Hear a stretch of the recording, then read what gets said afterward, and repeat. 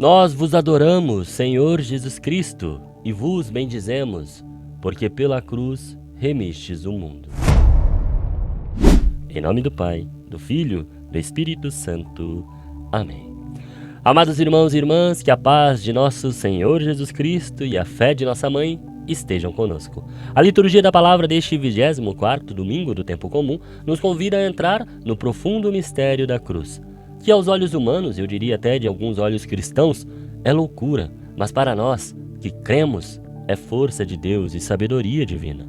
A cruz não é apenas um instrumento de sofrimento, irmãos, mas o trono do Rei, o altar do sacrifício, o sinal da vitória sobre o pecado e a morte. Na primeira leitura de hoje, de Números, capítulo 21, versículos de 4 a 9, o povo de Israel está cansado da caminhada no deserto e cheio de impaciência, e murmura, começa a reclamar contra Deus e contra Moisés. A murmuração é um símbolo da fé rasa. Sabe aquela fé superficial, de total descrença da providência divina? Pois é o fechamento do coração à confiança de Deus. E assim, como acontece conosco nos dias de hoje, o preço do pecado é a morte. Quanto mais mergulhamos nos pecados, quanto mais nos fechamos para a graça de Deus, mais as serpentes vão nos picando e nos trazendo a morte. Mas nosso Pai, o Deus Todo-Poderoso, em sua infinita misericórdia, oferece um meio de salvação inesperado para aquele povo no deserto que está sendo picado pelas serpentes. Após Moisés interceder pelos seus, Deus o manda fazer uma serpente de bronze e colocá-la sobre uma haste. E todo aquele que olhar para ela, mesmo tendo sido mordido, viverá. Que coisa, não? Deus usa a imagem de uma serpente para curar o povo. E ainda dizem por aí que Deus é contra imagens. Irmãos, vejam que Deus não anula a consequência do pecado. A mordida permanece, mas oferece um remédio que exige fé. Olhar para a serpente é reconhecer o próprio pecado e confiar que Deus pode curar. A serpente de bronze prefigura Cristo crucificado. O mesmo Senhor hoje, nosso Senhor Jesus, nos ensinará no Evangelho de João, no capítulo 13, versículo de 13 a 17, que em um diálogo ali com Nicodemos, ele faz uma afirmação surpreendente. Como Moisés levantou a serpente no deserto, assim é necessário que o Filho do Homem seja levantado, para que todo aquele que nele crer tenha vida eterna. Aqui o Senhor revela o mistério da cruz como elevação, não apenas física, mas espiritual e salvífica. O Filho do Homem que desceu do céu será elevado na cruz e assim todos nós poderemos ser salvos. E revelará ao mundo o amor de Deus, Pai Todo-Poderoso. Não fomos salvos por nossos méritos, irmãos, mas pelo amor incondicional de Deus, que entregou o seu próprio Filho por nós. A cruz, então, não é um sinal de condenação, mas de salvação. O próprio versículo seguinte reforça: Deus não enviou o Filho ao mundo para condenar o mundo, mas para que o mundo seja salvo por ele. A cruz, portanto, irmãos, é um grande sinal da misericórdia divina. Nela não vemos um Deus irado, mas um Deus que se faz vulnerável, sofredor. Por amor, ele se entrega totalmente.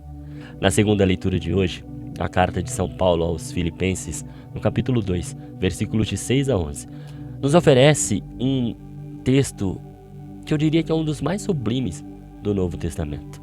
O hino cristológico, um canto da igreja primitiva que expressa o kenosis, o esvaziamento de Cristo.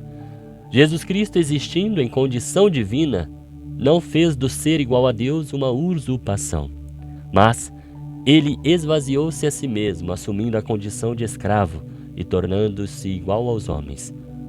Olhem a humildade de Deus.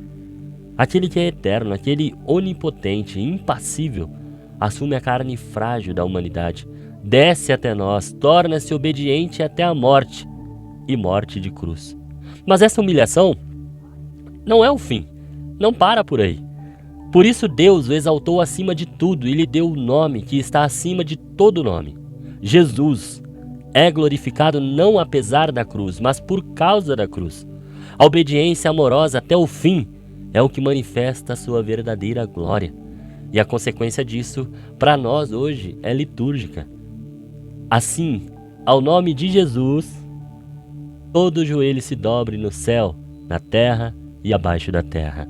E toda língua proclame: Jesus Cristo é o Senhor, para a glória de Deus Pai. Por isso lembre-se, irmão, sempre se curve diante do nome de Jesus. A liturgia celeste e terrestre conhece no crucificado o Senhor da história, o Kyrios, o Senhor ressuscitado. Vejam, quando nós somos abatidos pelo sofrimento, quando o sofrimento nos visita, quando as tentações, o mar revolto, tudo aquilo que nos fere, bate à nossa porta, quando o pecado vem e somos atingidos por ele, nosso ou de outra pessoa, somos tentados a murmurar. Como o povo no deserto, nós começamos a esbravejar e até deixar de fazer coisas para Deus. E a nossa mente então, ela começa a nos driblar, ficar inventando desculpas e mais desculpas para deixar para depois, para amanhã. E assim a fé vai esfriando e nós vamos nos distanciando de Deus. Mas a palavra de Deus hoje nos chama a fazer outra coisa, irmãos. A olhar para a cruz, a contemplar aquele que foi elevado, não como um derrotado, mas como um Salvador. Como católicos, veneramos o crucifixo, não como um adorno, mas como um sacramento do amor de Deus, uma lembrança permanente de que fomos amados até o extremo, até o fim. Ele ultrapassou todos os limites por nossa causa. E mais, somos chamados a imitar Ele, em sua humildade, obedecendo ao Pai, amando até os inimigos, carregando a nossa cruz cada dia. Mas o que eu vejo não é isso no mundo de hoje, principalmente pelos cristãos. Irmãos, a cruz de Cristo é ao mesmo tempo o juízo da misericórdia, é o juízo do pecado, mas também a proclamação do perdão. É o trono do Rei que reina com os braços abertos para acolher a humanidade. Vamos hoje nos ajoelhar diante da cruz de Cristo, diante não apenas da cruz, do objeto, mas de nosso Senhor, com confiança, entrega e conversão.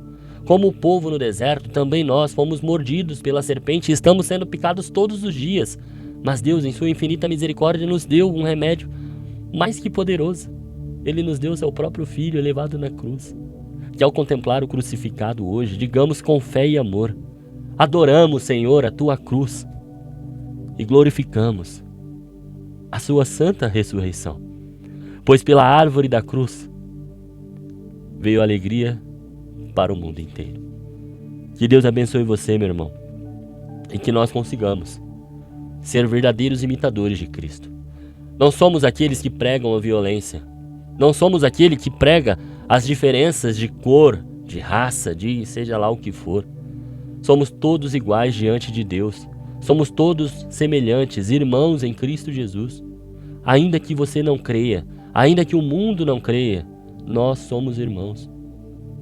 Então, você que é cristão, eu me sinto envergonhado de ver você pregando ódio nas redes sociais, de ver você apontando dedos, caluniando, difamando e dando risada da desgraça do outro.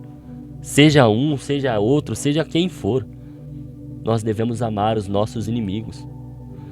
Enquanto ele estava sendo pregado nessa cruz, desse exato momento, ele estava rogando por aqueles que o pregavam na cruz.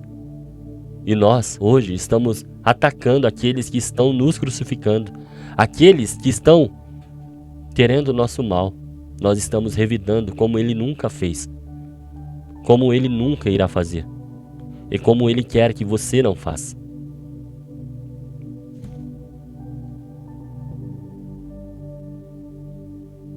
Jesus, a nossa sorte, eu acho que Jesus é que Deus é misericordioso. Mas eu tenho certeza que Ele é um Deus justo. E eu tenho certeza que aqueles que não se arrependerem vão caminhar rumo ao inferno. E eu não estou falando em termos de condenação aqui, mas estou falando em termos de seguir o que Ele falou, sabe? De fazer o que Ele fazia. E falar isso hoje, dizer que Jesus amou e amou até a morte, te dá um rótulo, só que o rótulo não é de ser cristão. Sabe o que é o mais incrível? Eu não devia falar, mas eu vou falar. Quando você diz que ama o outro, quando você diz que quer amar o outro, quando você diz que o outro é igual a você, isso te rotula como esquerdista, cara. Não como cristão. como esquerdista. Dá para acreditar nisso? Você levar uma bufetada na cara e oferecer a outra face te faz ser de esquerda, não cristão. Você acredita nisso?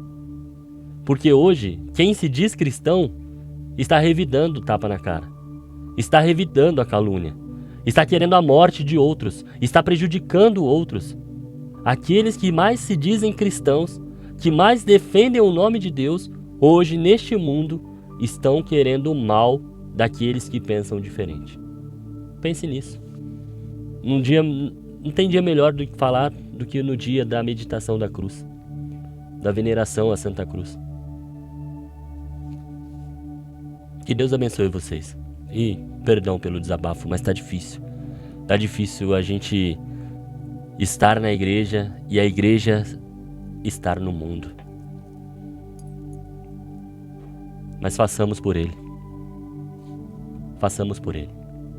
Senhor, estivemos aqui reunidos por amor a Jesus Cristo, em nome do Pai, do Filho, do Espírito Santo. Amém.